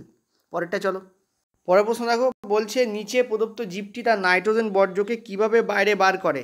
দেখো, নিচে প্রদত্ত যে জীব সেটা হচ্ছে অ্যামিবা। অ্যামিবা তার খাদ্য গ্রহণও করে এবং খাদ্য বেরও করে, দুটোই করে ব্যাপনের মাধ্যমে, এবং এটাকে বলা হয় সরল ব্যাপন, যেখানে এনার্জি দরকার হয় না। এই ব্যাপনে কোনো এনার্জি দরকার না, ব্যাপন অনেক টাইপের হয়, এটা হচ্ছে সরল ব্যাপন, যেখানে কোনো এনার্জি দরকার হয় না। এনার্জি দরকার হয় তাকে আমরা বলি ফ্যাসিলিটেটেড ডিফিউশন। ফ্যাসিলিটেটেড ডিফিউশন এখানে নেই, এটা হচ্ছে নর্মাল ব্যাপন। তো কারেক্ট অ্যান্সার কী হবে এখানে? হবে তোমাদের সহজ ব্যাপন দ্বারা। অ্যান্সার দেখে নাও। ঠিক আছে, এটা অ্যান্সার। এইটা কি, এইটা হচ্ছে এক ধরনের কোষ গহ্বর। এই কোষ গহ্বরের মধ্যে অ্যামিবা কী করে, যত নাইট্রোজেন ঘটিত বর্জ্য পদার্থ থাকে এবং এক্সট্রা যদি জলও থাকে তাও সেগুলোকে কী করে এর মধ্যে ভরে রাখে, এবং কী করে ব্যাপনের মাধ্যমে কী করে এটাকে বার করে দেয়। ঠিক আছে, এটাকে কী করে ব্যাপনের মাধ্যমে কী করে এটাকে বার করে দেয়। তো correct answer will be this এর, correct answer will be this এর। ঠিক আছে, ওকে, নেক্সট চলো পরেরটাতে। এখানে আরেকটা জিনিস একটু মাথায় রাখবে, এই যে ভ্যাকুয়ালটা দেখতে পাচ্ছ এটাকে বলা হয় সংকোচনশীল গহ্বর, কন্ট্রাক্টাইল ভ্যাকুয়াল। ঠিক আছে, সংকোচনশীল গহ্বর, এটা মনে রাখবে। এটাকে কি বলা হয়? এটাকে বলা হয় সংকোচনশীল গহ্বর। এই গহ্বরেই কিন্তু সব যে ওয়েস্ট হয় সেই ওয়েস্ট পদার্থ এখানে সঞ্চিত থাকে। নেক্সট পরের প্রশ্ন বলছে, স্তন্যপায়ী প্রাণীদের বৃক্কের মতো উদ্ভিদের কোনো রেচন, একটি নির্দিষ্ট রেচনাঙ্গ কেন থাকে না, কেন অভাব হয়? এর কারণ হচ্ছে উদ্ভিদ তার অন্যান্য জায়গা দিয়ে কি করে রেচন পদার্থ ত্যাগ করতে পারে। দেখো, উদ্ভিদ তার পাতা দিয়ে রেচন পদার্থ ত্যাগ করতে পারে, উদ্ভিদ তার ছালে এবং যে ডেড টিস্যু এবং কলা আছে তার যে কোষ তার মধ্যে রেচন পদার্থ সঞ্চিত রাখতে পারে, এবং পরবর্তীকালে সেগুলো রেজিন, গাম ইত্যাদি আকারে কী করে দেয়, শেড করে দেয় বা বের করে দেয়। তোমরা মেনলি যে তরুক্ষীর বা রেজিন বা গাম দেখতে পাও সেগুলো বেসিক্যালি কি উদ্ভিদের কিন্তু রেচন পদার্থ, যেগুলো আমাদের কাজে লাগে কিন্তু ওর দেহে কোনো কাজে লাগে না, সেটা ও কিন্তু দেহ থেকে কী করে দেয়, বার করে দেয়। তো কারেক্ট অ্যান্সার দেখো কী হবে এখানে। দেখো এখানে কী বলেছে, তারা তাদের উদ্ভিজ্জ অংশের মাধ্যমে নির্গত করে। উদ্ভিজ্জ অংশ বলতে কি, যেমন পাতা এটা একটা উদ্ভিজ্জ অংশ, যেমন মৃত কোষ কলা এটা একটা উদ্ভিজ্জ অংশ, এর মাধ্যমে কোষ কলা। ঠিক আছে, এর মাধ্যমে উদ্ভিদ কী করে, তার কী করে দেয়, তার যে রেচন যে পদার্থ সেগুলোকে শেড করে দেয়। মনে রাখবে, পাতা ইনফ্যাক্ট যে স্টোমাটা থাকে সেই স্টোমাটা দিয়ে বেরিয়ে আসে অক্সিজেন, যেটা আমাদের জন্য প্রয়োজনীয়, কিন্তু গাছের জন্য কিন্তু ওটা রেচন পদার্থ, সেই জন্য গাছ কিন্তু অক্সিজেন শেডও করে দেয়। ঠিক আছে, গাছ কিন্তু অক্সিজেন কী করে, শেড করে। কখন শেড করে? সালোক সংশ্লেষের সময়। কিন্তু শ্বসনের সময় ওই অক্সিজেন ও আবার কী করে, গ্রহণও করে। ঠিক আছে, ক্লিয়ার হয়েছে? বলো ইয়েস আর নো বলো। এছাড়াও এক্সেস ওয়াটারও কিন্তু স্টোমাটা দিয়ে বাইরে আসে। ঠিক আছে, এক্সেস ওয়াটারও কিন্তু স্টোমাটা দিয়ে কী হয়, বাইরে আসে। ঠিক আছে, পত্ররন্ধ্র দিয়ে। তো কারেক্ট আনসার কী হবে, উদ্ভিজ্জ অংশে মাধ্যমেও কী করে, নির্গত করে, সেই জন্য ওর পারফেক্ট কোনো রেচনাঙ্গ থাকার দরকার হয় না প্রাণীদের মতো। নেক্সট পরের প্রশ্ন দেখো, যদি তুমি এই পর্যন্ত এসে থাকো তাহলে আমি বলবো একটা লাইক ইম্পর্ট্যান্ট, আমি লাইকের কথাটা একবার না 3বার বলেছি, এর কারণ আছে। কারণ দেখো, তোমরা তোমাদের রিয়াকশানটা না জানালে আমরা বুঝতেই পারবো না যে এই ধরনের ভিডিও তোমাদের দরকার কিনা। এটা একটা ইম্পর্টেন্ট ফ্যাক্টর হয়ে দাঁড়ায়। ঠিক আছে, যদি এরকম ধরনের ভিডিও তোমরা না চাও তাহলে আমরা চ্যাপ্টার ওয়াইজ পড়াবো, কোশ্চেন আলোচনা করবো না। এবার তোমাদেরকে সেটা জানাতে হবে। এবার সবাইকে তো এভাবে জিজ্ঞেস করা যায় না, সবাই কমেন্টও করে না। সুতরাং লাইক একটা সহজ সরল পদ্ধতি, এই জন্য বলা হয়েছে। নেক্সট বলছে বেকিং সোডাকে উত্তপ্ত করলে নিম্নলিখিত কোন যৌগটি গঠিত হয়। দেখো, আমরা যখন বেকিং সোডাকে উত্তপ্ত করি তখন সোডা অ্যাশ তৈরি হয়, মানে সোডিয়াম কার্বনেট তৈরি হয়। তো correct answer will be this. দেখে নাও। দেখো, আমরা যখন বেকিং পাউডারকে উত্তপ্ত করি, বেকিং পাউডার হচ্ছে NaHCO3 অর্থাৎ সোডিয়াম বাইকার্বনেট। বাই কেন? কারণ এখানে এইচ আছে তাই, বা হাইড্রোজেন কার্বনেট। একে যখন আমরা হিট দেব, কী দেবো আমরা? হিট দেব, তখন এটা 3টে জিনিসে বিশ্লিষ্ট হয়ে যায় বেসিক্যালি। একটা হচ্ছে জলে বিশ্লিষ্ট হয়, 2 হচ্ছে CO2-তে বিশ্লিষ্ট হয়, 3 হচ্ছে Na2CO3 তৈরি করে। কী তৈরি করে? Na2CO3। এই যে Na2CO3 এটা হচ্ছে এই হাইড্রোজেন কার্বনেট, সোডিয়ামের হাইড্রোজেন কার্বনকে পুড়িয়ে তৈরি হয়। এই জন্য একে বলা হয় সোডা অ্যাশ, মানে সোডার ছাই। ঠিক আছে, তো কী উৎপন্ন হয়? সোডিয়াম কার্বনেট উৎপন্ন হয়। পরেরটা চলো। কোথায় পাবে বলে দিচ্ছি। আগের প্রশ্নটা তোমরা উদ্ভিদের যে বিভিন্ন জৈব প্রক্রিয়া তার রেচন পার্টে পেয়ে যাবে, আগেরটা। আর এটা কোথায় পাবে? আগেরটা। আর এটা কোথায় পাবে? সরি, তোমরা হয়তো ভাবে এটা রেচনে পাওয়া যেতে পারে, তা নয়, আগেরটার কথা বলছি। আর এটা কোথায় পাবে? এটা হচ্ছে তোমাদের যে অ্যাসিড বেস সল্ট আছে, ঠিক আছে, অ্যাসিড বেস সল্ট আছে, তার যে সল্ট পার্ট, লাস্টের পার্টটা আছে দেখবে এনসিইআরটি, তাতে এই পার্টগুলো তোমরা পেয়ে যাবে। ঠিক আছে, চলো নেক্সট পরেরটাতে। দেখো, তোমরা যারা সায়েন্স এবং ম্যাথ ক্লাস নিতে চাইছো তাই জন্য বলি, সায়েন্স ক্লাস হচ্ছে আলাদা, ম্যাথ ক্লাস হচ্ছে আলাদা। ঠিক আছে, দুটো ক্লাসকে একসঙ্গে কেন রাখা হয়নি? কারণ সবাই সায়েন্স নিতে চায় না বা সবাই ম্যাথ নিতে চায় না, তখন তারা বাধ্য হবে না নিতে চাইলেও একসঙ্গে দুটো ক্লাস নিতে, সেই জন্য দুটো ক্লাসকে আলাদা করে রাখা হয়েছে। এবং দুটো ক্লাসেই কিন্তু এই মুহূর্তে তুমি যদি সায়েন্স নাও তাহলে 100 তোমার এখন ছাড় আছে, 100 টাকা ছাড় আছে। আর তুমি যদি ম্যাথ নাও, মানে যারা সায়েন্স নেওয়ার পর ম্যাথ নেবে তাদের জন্য আমি যতদূর জানি 200 টাকা ছাড় আছে। তো তোমরা কিন্তু টোটাল 300 টাকা ছাড় অ্যাভেল করতে পারো। তোমরা অ্যাপে যাও, অ্যাপের লিঙ্ক ভিডিও ডেসক্রিপশন বক্সে আছে এবং কমেন্ট বক্সেও দেওয়া আছে, ফার্স্ট কমেন্টে পিন করে দেওয়া আছে। অথবা যদি কোনো প্রবলেম হয় তোমাদের সেখানে করতে, এই নাম্বারে একটা হোয়াটসঅ্যাপ করতে পারো, 8670838797। এই নাম্বারে তোমরা কি করতে পারো? তোমরা কিন্তু হোয়াটসঅ্যাপ করে নিতে পারো 8670838797। ঠিক আছে, আমাদের এইভাবে একদম ডিটেলে ক্লাস করানো হচ্ছে। এই যে 4টে ক্লাস দেখতে পাচ্ছ এখানে দেওয়া হচ্ছে, অ্যাকচুয়ালি এটা 5টা ক্লাস, 1 2 3 4 5টা, এখানে 3 4, হ্যাঁ 5টা ক্লাসই ছিল। এটা এখানে একটা ক্লাস কেটে গেছে অ্যাকচুয়ালি যখন স্ক্রিনশট নিচ্ছিলাম। ঠিক আছে, এই যে ক্লাসটা এটা হচ্ছে তোমাদের সমন্বয় সাধন এবং কোঅর্ডিনেশন, তোমাদের যে ক্লাস 10-এর যে চ্যাপ্টার আছে, হরমোন বেস যে চ্যাপ্টার আছে এবং হিউম্যান ব্রেনের ওপর যে চ্যাপ্টার আছে স্নায়ু কলার ওপর, সেইটা পুরোটা এখানে করানো হয়েছে। আর এটা কি? এটা হচ্ছে তোমাদের যে প্রাণী কলা আছে তার উপর বেস করে প্রত্যেকটা পার্টকে দেখো আলোচনা করা হয়েছে। পেশি কলা, এখানে দেখো অ্যাডিওলার টিস্যু, এখানে দেখো টেন্ডন, লিগামেন্ট এবং তরুণাস্থি, প্রত্যেকটা পার্টকে ভেঙে ভেঙে আলোচনা করা হয়েছে। শুধুমাত্র এনসিইআরটির যে প্যারাটুকু আছে সেটুকু দিয়ে ক্ষান্ত রাখা হয়নি, প্রত্যেকটা পার্টকে টপিক ওয়াইজ ধরে আলোচনা করা হয়। যেমন তোমাদের আমি ফ্রিতে আলোচনা করি সেরকমই তোমাদের পেডেও কিন্তু ধরে ধরে আলোচনা করা হয়েছে। ঠিক আছে, তো এইভাবে তোমার ক্লাস অ্যাভেল করতে পারো। এটা ম্যাথ ক্লাসও আছে, বেসিক থেকে তোলা হচ্ছে, একদম বেসিক থেকে তোলা হচ্ছে। তোমরা জানো যে এডিকুইটি আসার পর টিসিএসের প্যাটার্ন কিন্তু হচ্ছে না, এসএসসি প্যাটার্ন কিন্তু চেঞ্জ হয়েছে, এটা গেল 1 নম্বর কথা। নেক্সট হচ্ছে রেলও কিন্তু ওই ধরনের যদি প্যাটার্ন দেয় তাহলে গন্ডগোলে পড়ে যাবে, তবে রেল ওরকম প্যাটার্ন দেবে না বলেই আমার আশা, কারণ টিসিএস এখনও রেলে আছে, সেখানে উৎপাটাং টাইপের প্রশ্ন টিসিএস তো করে না। যাই হোক, ব্যাপক উৎপাটাং প্রশ্ন হচ্ছে, ঠিক আছে, ব্যাপক উৎপাটাং প্রশ্ন। আর জিজ্ঞেস করলে, যখন জিজ্ঞেস করা হচ্ছে যে চেয়ারম্যান সাহেব এটা কেন করছেন, তখন বলা হচ্ছে যে ওই রকম একটা দুটো তো হতেই পারে, এটা অড ধরনের কোশ্চেন। ভার্জিন পেপার, আমি ভিডিও দেখছিলাম অনেক এবং তাতে দেখলাম বলা হচ্ছে ভার্জিন পেপার। ভার্জিন পেপার নাকি, মানে আনটাস্ট পেপারকে বলছে ভার্জিন পেপার। অদ্ভুত কিছু টার্ম। যাই হোক, তো এইটা তোমরা কোর্সটা অ্যাভেল করতে পারো। ওকে, চলো প্রশ্নে ফিরে যাই। আচ্ছা, মার্জনা চাইছি কারণ এই প্রশ্ন ইংলিশে এসে গেছে, সরি ফর দ্যাট। এটার অ্যান্সার আমি ওই জন্য তুলিনি। দেখো, এখানে বলছে রুমেন কি, এটা কি বলেছে? এখানে বলেছে রুমেন কি। দেখো, ওই যে আগে মোটা কালি নিয়েছিলাম, ওই যে এখনও মোটা কালি থেকে গেছে। রুমেন কি? রুমেন হচ্ছে তোমরা যে গরু বাছুর দেখো না, ঠিক আছে, মোটা কালি নিয়ে সমস্যা হয়, গরু বাছুর ইত্যাদি দেখো, গরু বাছুর ভেড়া এসব দেখো, এদেরকে বলা হয় রুমিনেন্ট অ্যানিম্যাল। কেন? কারণ এদের যে পাকস্থলী থাকে তাতে একটা এক্সট্রা চেম্বার থাকে এবং ভীষণ বড় একটা চেম্বার থাকে।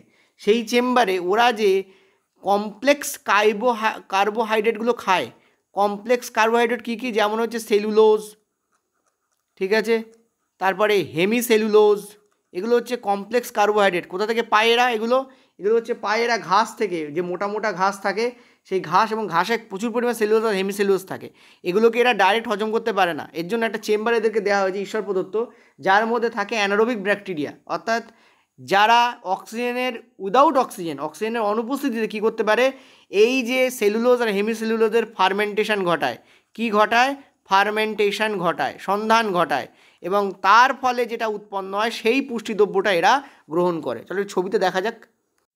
হাম্বা বলে ডাকলো, দেখে তোমাকে বলছে এই দেখো ভাই আমার রুমেন। কোনটা রুমেন? এই দেখতে পাচ্ছ লাল আকারের, দেখো বড় একটা পার্ট রয়েছে, দিস ইজ কল রুমেন। দেখতে পাচ্ছ এই যে এটা হচ্ছে রুমেন। এর মধ্যে এরা কি রাখে? যা এরা খায় সব কি করে, এরা প্রথমে রুমেনে দেয়, দিয়ে ওই ব্যাকটেরিয়া কর্তৃক ভাঙিয়ে দেয়। ভাঙানোর পরে সেটা আবার ফার্দার পাকস্থলী দিয়ে পাচানোর পরে এরা গোবর আকারে বের করে দেয়। ঠিক আছে, তো টোটাল হচ্ছে এটাকে আমরা কি বলছি? এটাকে আমরা রুমেন বলছি। ওকে, চলো নেক্সট পরেরটাতে। ওকে, নেক্সট প্রশ্ন বলছে নিম্নলিখিত কোনটি পৌষ্টিক নালীতে আম্লিক খাদ্যকে ক্ষারে পরিণত করে? Which of the following can transfer N acidic food into a basic food? অর্থাৎ বেসিক ফুডে পরিণত করছে কোনটা? দেখো আমরা জানি আমাদের যে বাইল জুস হয় বা পিত্তরস, তাতে কিন্তু কিছু ক্ষারীয় উপাদান থাকে যা অ্যাসিডিক খাদ্যকে কি করে দেয়? ক্ষারীয়তে পরিণত করে। দেখো পাকস্থলী থেকে যখন খাদ্য বেরিয়ে আসছে তখন সেটা কাইম, এবং সেই খাদ্যটা অ্যাসিডিক হয়, কারণ HCl ওই খাদ্যকে কী করে দিয়েছে? হাইড্রোক্লোরিক অ্যাসিড যে পেটে থাকে সেটা কী করে দিয়েছে? ওকে অলরেডি আম্লিকে পরিণত করেছে, এবং এই আম্লিক খাদ্যর উপরে উৎসেচক ক্রিয়া করতে চায় না।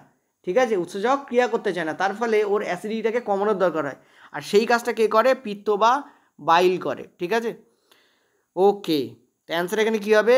পিত্ত রস। এটা তোমরা আমাদের ওই যে জীবনের বিভিন্ন প্রক্রিয়াসমূহ, তাতে যে প্যারাটা আছে উদ্ভিদের পুষ্টি এবং প্রাণীজ পুষ্টি, তার মধ্যে প্রাণীদের পুষ্টিতে যাবে, গেলে তুমি পিত্ত রসের উপর যে টোটাল ব্যাপারটা সেটা তুমি পড়তে পারবে। এনসিইআরটিতে যে তোমাদের যে ত্রিপুরা বোর্ডের এনসিইআরটি আছে তাতেও আছে। অনেকে বলবে স্যার একটু পরেই দিন, তো পরেই দিই চলো তোমাদের জন্য হাত ধরে, ছোটো ছোটো বাচ্চা কাচ্চা তোমরা। তো ক্ষুদ্রান্ত হলো সেই স্থান যেখানে কার্বোহাইড্রেট, প্রোটিন এবং ফ্যাটের সম্পূর্ণ পরিপাক হয়। এই কাজের জন্য যকৃৎ এবং অগ্নাশয় থেকে খরিত পদার্থসমূহ এই অংশে মুক্ত হয়। পাকস্থলী থেকে আগত খাদ্য আম্লিক হয়, এবং তার ফলে অগ্নাশয় থেকে যে উৎসেচক বেরোয় তারা এই খাদ্যের উপর কাজ করতে পারে না। তাই জন্য এই খাদ্যকে কী হতে হয়? সামান্য পরিমাণ ক্ষারীয় হওয়ার দরকার হয়। যকৃৎ থেকে খরিত পিত্তরস কী করতে পারে? এর ওপর কাজ করে, এবং একে কী করে দেয়? এই কাজটা কিন্তু সম্পন্ন করে। ঠিক আছে, এটা খুব ইম্পর্টেন্ট। এই পার্টটা একটু ভালো করে পড়ে নেবে। এই প্যারাটা তোমাদের আছে, কোথায় আছে? যে পৌষ্টিকতন্ত্র আছে তোমাদের, অর্থাৎ যে জীবনের প্রক্রিয়া সম্বন্ধে যে পৌষ্টিকতন্ত্র আছে তাতে এই পুরো পার্টটা তোমাদের করানো আছে। পেটে যারা আছে তাদের জন্য বলে দিই, এখন আমাদের স্টার্ট হয়নি, এটা তোমাদের আমি করিয়ে দেবো, একদম ভেঙে করাবো, চিন্তা করার কোনো দরকার নেই, এমনভাবে ট্রিক দিয়ে করাবো যাতে এই পার্টে যা যা আছে তোমরা কিছু ভুলবে না। ঠিক আছে, চলো নেক্সট পরের প্রশ্নে। নেক্সট হচ্ছে তোমাদের পরের প্রশ্ন। এই প্রশ্নটায় ভুল কেন সেটা আমি তোমাদের বলে দিই, এই প্রশ্নটার অপশান আমি তুলিনি। এটা ভুল কেন সেটা প্রমাণ করার জন্য তোমাদের আমি একটা স্লাইডে নিয়ে যাব, সেটাকে প্রমাণ করব, তারপর আবার এই প্রশ্নে ফিরে আসবো। চলো দেখো, মনে রাখবে ম্যান্ডেল কী করেছিলেন? ম্যান্ডেল দুটো গাছকে নিয়েছিলেন। একটা হচ্ছে লম্বা, মানে F1 যে প্রজন্ম ছিল, জাস্ট এ মিনিট, এক মিনিট, ইয়েস, একটু তোমাদের পেনটা সরু করে নিলাম কারণ সমস্যা হচ্ছে এত মোটা কালি ব্যবহার করলে। দেখো ম্যান্ডেল কী করেছিলেন? তিনি নিয়েছিলেন এই উদ্ভিদটাকে নিয়েছিলেন, অর্থাৎ উচ্চ বা লম্বা উদ্ভিদকে উনি নিয়েছিলেন, এবং তার সঙ্গে উনি বেটে উদ্ভিদের কী করান? সংকরায়ন করান, জনন করান। ঠিক আছে, বেটে। এবং উনি কি দেখেন যে উদ্ভিদগুলো উৎপন্ন হচ্ছে তারা সবাই কি ছিল? ছোটো হাতের টি আর বড় হাতের টির মিশ্রণে ছিল, কিন্তু তিনি জানতেন না, কারণ তার সময় এটা জানার কোনো পদ্ধতি ছিল না। তিনি দেখেন যে এরা সবাই লম্বা হয়েছে, এটা গেল F1, এটা হচ্ছে ফার্স্ট প্রজন্ম। এবার উনি কী করলেন? এই প্রথম প্রজন্মের উদ্ভিদ দুটোকে নিলেন, নিয়ে তাদের মধ্যে আবার উনি কী করলেন? উনি ক্রস করালেন। এর ফলে উনি কী দেখতে পেলেন? যে এইটি আর এইটি মিক্সড আপ হয়ে টিটি উৎপন্ন হচ্ছে, এইটি আর এইটি মিক্সড আপ হয়ে টিটি উৎপন্ন হচ্ছে, সিমিলার এই আর এইটা মিক্সড আপ হচ্ছে হয়ে টিটি উৎপন্ন হচ্ছে, সিমিলার এইটা আর এইটা মিক্সড আপ হচ্ছে হয়ে টিটি উৎপন্ন হচ্ছে। উনি দেখলেন যে এরা সবাই তো লম্বা, বাট এ ব্যাটা হয়ে গেছে বেঁটে। এটা হচ্ছে F2, দ্বিতীয় প্রজন্মে উনি এটা পেয়েছিলেন। এটা থেকে উনি একটা সিদ্ধান্তে এসেছিলেন কি, উনি সিদ্ধান্তে এসেছিলেন যে আমি তো, পয়েন্ট টু বি নোটেড, আমি তো লম্বা উদ্ভিদদের মধ্যেই প্রজনন করিয়েছিলাম। আমি হচ্ছি ম্যান্ডেল, আমি তো লম্বা উদ্ভিদের মধ্যেই প্রজনন করিয়েছিলাম। তা এই বেটা বেঁটে এলো কোথা থেকে? এই যে বেঁটে এলো কোথা থেকে? তার মানে এই যে লম্বা উদ্ভিদ যাদের সঙ্গে আমি, যাদের মধ্যে প্রজনন করিয়েছিলাম, তাদের মধ্যে নির্ঘাত বেটের গুণাবলী ছিল, নইলে বেটে এলো কোথা থেকে? ক্লিয়ার হয়েছে? এই ব্যাপারটায় উনি উন্নীত হয়েছিলেন, বা এই সিদ্ধান্তে উনি এসে পৌঁছেছিলেন। ঠিক আছে, অর্থাৎ উনি বুঝলেন যে উনি যে এই যে বেটে নিয়েছিলেন, এই বেটে কিন্তু এর মধ্যে গেছে, এবং এই বেটের গুণাবলী অ্যাকচুয়ালি এখানেও গেছে, সেখান থেকে এখানেও গেছে। আমি কোনো বেটে কাউকে অসম্মান করছি না বারবার বলে, এটা জাস্ট সায়েন্টিফিক কারণে বোঝাচ্ছি, কারণ আমার নিজের উচ্চতাও বেশি নয়। ঠিক আছে, ওকে, চলো আরেকবার বলছি, ভালো করে বুঝে নাও। আরেকবার বলছি, ভালো করে বোঝো কি হচ্ছে। যে এই যে এখানে আছে, এইটা উনি নিয়েছিলেন, এই বেটেটাকে উনি নিয়েছিলেন, এবং উনি নেওয়ার পর উনি কী করলেন, যখন সংক্রায়ণ বা জনন করালেন, তখন উনি দেখলেন এই উদ্ভিদ তৈরি হচ্ছে, কিন্তু ওনার পক্ষে বোঝা সম্ভব ছিল না যে এটা অ্যাকচুয়ালি হোমো লম্বা নয়, এটা হেটেরো লম্বা। এটাকে হেটেরো লম্বা কেন বলা হয়? কারণ দুই টাইপের জিনের মিশ্রণ এটা তৈরি হয়। এর মধ্যে লম্বারও জিন আছে, বেটেরও জিন আছে। একে হোমো বলা হয় না, হোমো হচ্ছে এইটা। হোমো মানে কি? হোমো মানে হচ্ছে যার মধ্যে সমান পরিমাণ জিন আছে। ঠিক আছে, এ হচ্ছে হোমো লম্বা, এ হচ্ছে হোমো বেটে, কিন্তু এ ব্যাটা হচ্ছে হেটেরো লম্বা, কারণ এর মধ্যে লম্বা আর বেটের দুটোরই গুণাবলী ছিল। উনি যখন এখানে কম্পেয়ার করলেন, কিন্তু ওনার পক্ষে বোঝা সম্ভব ছিল না, কারণ তখন এসব জেনেটিক্স মেটিক্স কিছু ছিলই না। উনি হচ্ছেন ওই জন্য বলা হয় ফাদার অফ, বুঝতেই পারছি আশা করি। তো এখানে উনি যখন করলেন, একে যখন নিয়ে এলেন, দুটোকে নিয়ে এসে যখন করলেন, উনি দেখলেন এরা উৎপন্ন হচ্ছে, এদের মধ্যে একটাকে উনি বেটে ফেললেন। তখন উনি বুঝলেন এই যে বেটে ছিল, এই বেটে ব্যাটা এখানেও চলে গেছে। ঠিক আছে, অর্থাৎ বংশ পরম্পরায় এই গুণাবলী কী হবে, ডেফিনেটলি আবার পরবর্তী প্রজন্মেও যাবে, এটা উনি বুঝেছিলেন। ঠিক আছে, এবার একটা জিনিস ভালো করে বোঝো, উনি F1 জনুতে কিন্তু সব লম্বা পেয়েছিলেন। কেমন লম্বা সেটা উনি জানতেন না, কিন্তু উনি যা দেখেছিলেন সেটা লিখেছিলেন যে সব লম্বা পেয়েছিলেন। কিন্তু F2তে কিন্তু 3টে লম্বা ছিল, টোটাল তো 4টে, তার মধ্যে 3টে লম্বা ছিল আর একটা বেটে ছিল। তার মানে বলতে পারি 3/4 ছিল লম্বা আর 1/4 ছিল বেটে। এটা একটা ইম্পর্টেন্ট কনক্লুশন, এবং এটার উপর প্রশ্ন আসে। এবার প্রশ্নে কি বলেছে দেখো, যে বিবৃতিটি কোনটি সত্য। প্রথম কি বলেছে, যে দ্বিতীয় প্রজন্মে বা F2 প্রজন্ম যা F1 লম্বা গাছের মধ্যে বংশধর, তাদের সমস্ত গাছ লম্বা ছিল। আমি একটু আগে বললাম তাদের সমস্ত গাছ কেমন ছিল, সরি এখানে কি বলেছে, কোনটা ভুল, হ্যাঁ লম্বা ছিল না। তো একটু আগে বললাম না যে 4টে, তার মধ্যে 3/4 ছিল লম্বা আর 1/4 ছিল বেটে। তার মানে তো বেটে ছিল, লম্বা তো ছিল না, ওই জন্য এটা ভুল, ওই জন্য এটা ভুল। F2তে আমরা কি দেখলাম, যে 4টের মধ্যে 3টে ছিল লম্বা, ঠিক আছে, আর একটা কি ছিল, খাটো বা খর্ব ছিল বা বেটে ছিল। তাহলে অ্যান্সার আমাদের কোনটা হবে, ফার্স্ট ওয়ানই কারেক্ট, মানে ফার্স্ট ওয়ান অপশান কারেক্ট, কিন্তু এইটাই ছিল ভুল অ্যাকচুয়ালি। ঠিক আছে, আচ্ছা দ্বিতীয়টা ভুল নয় কেন, বলছে ম্যান্ডেলিভ তার বাগানে, সরি ম্যান্ডেল, আমি ওটা হয়ে যায়, ম্যান্ডেল বাগানের যে বিভিন্ন যে বৈশিষ্ট্য নিয়ে উনি পরীক্ষা করেছিলেন, উনি কিন্তু বিপরীতধর্মী বৈশিষ্ট্য নিয়েছিলেন। যেমন উনি গাছেদের মধ্যে দেখো লম্বা আর খাটো এই দুই টাইপের নিয়েছিলেন, যেমন উনি গোলাকার আর কুঞ্চিত বীজকে নিয়েছিলেন, অর্থাৎ বিপরীতধর্মী দুটো দুটো করে নিয়েছিলেন, নিয়ে উনি পরীক্ষা করে দেখেছিলেন। ঠিক আছে, ক্লিয়ার হলো আশা করি। তো এই যে 2 নম্বর, এই 2 নম্বরটা কিন্তু আমাদের রাইট, এটা হচ্ছে রাইট। ওকে, নেক্সট এখানে কি বলছে, তিনি একটি লম্বা উদ্ভিদ এবং একটি বেঁটে উদ্ভিদকে নিয়েছিলেন এবং তাদের সংক্রায়ণ করে বংশধর তৈরি করেছিলেন, এবং F1 জনুতে দেখেছিলেন সব গাছ লম্বা। আমি তোমাদের বলেছি একটু আগে যে হেটেরো লম্বা পেয়েছিলেন তিনি। F1 জনুতে তিনি কী পেয়েছিলেন, সব গাছকে লম্বা পেয়েছিলেন এবং হেটেরো পেয়েছিলেন, অতএব এটাও রাইট। নেক্সট কী বলছে, নেক্সট বলছে F2 বংশধরের মধ্যে দীর্ঘকার এবং খর্বকার উভয় বৈশিষ্ট্য উপস্থিত নির্দেশ করে যে উভয় বৈশিষ্ট্যই F1 উদ্ভিদ সূত্রে পাওয়া গেছে। ডেফিনেটলি তোমাদের বললাম না যে প্রথমে যে বেটে ছিল সেই বেটেই কিন্তু আমাদের F2তে গিয়ে এসছিল, একটু আগে বলেছি। অর্থাৎ ওটা কি, ওটা কিন্তু F2তে যখন উনি করছেন তখন কিন্তু উনি কোনো বেটে উদ্ভিদকে নেননি, উনি লম্বাকে নিয়েছিলেন, মানে দেখতে লম্বা তাদেরকে নিয়েছিলেন, অথচ বেটে উৎপন্ন হয়েছিল। সেই জন্য উনি বুঝেছিলেন যে এটা কিন্তু এই প্রথমটা থেকেই এসছে। ক্লিয়ার হয়েছে?